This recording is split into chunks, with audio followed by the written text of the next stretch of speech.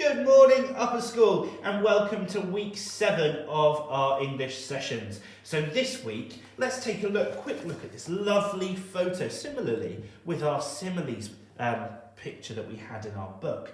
It's just got so much detail and I cannot wait for you to see it. An additional challenge that you might want to set yourself is thinking about what senses would you feel if you were the girl in the boat all the way over here and you were coming into this lovely palace. Maybe you want to think about what you might see, what you might smell. It's a really lovely picture and I cannot wait for you to have a look at it. But this week's focus is on bullet points. And bullet points are used to separate items in a list when written vertically. So vertically is starting from the top and going down. The key to a well-written bullet point is consistency. So let's take a look at what that consistency might look like. So, here we go. Dr. Mole won the following events. What do you notice I've put before my lovely bullet point list? Can you see it? It's a colon, and we're going to come on to that in next week's lesson. So, we've got egg and spoon race, toss the pancake, and apple bobbing.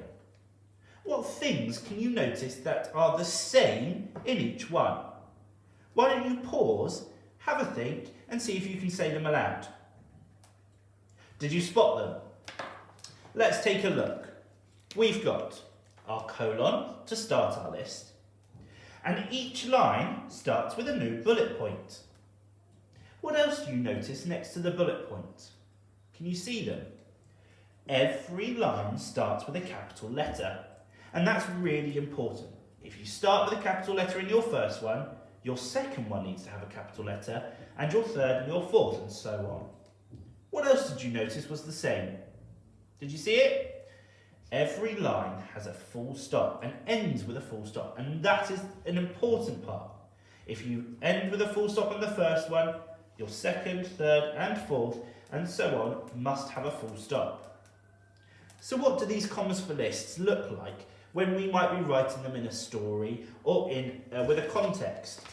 Let's take a look. Here's one written for you. Let me read it to you. If you can read along or you want to join in, please do.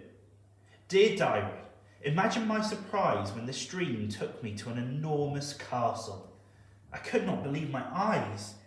Looking down at my slightly grubby t-shirt and shorts, I realised that perhaps I wasn't really dressed for the occasion. It led me to thinking that perhaps next time I embark on an adventure, I should pack a little rucksack.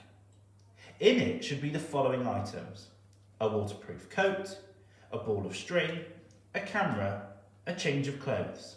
However, as it turned out, being underdressed was the very least of my problems.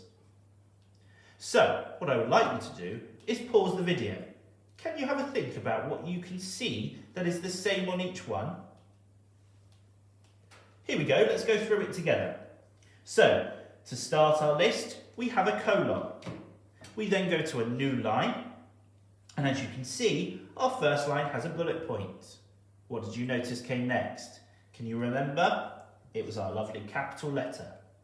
And at the end of our first line, there is a full stop. Let's take a look at the second one. We've got our bullet point, our capital letter, and our full stop. Exactly the same as the one above. And our next line, bullet point, capital letter, full stop. And our next line, bullet point, capital letter, and full stop. So they all look the same, and that's really important when you're writing your bullet point list.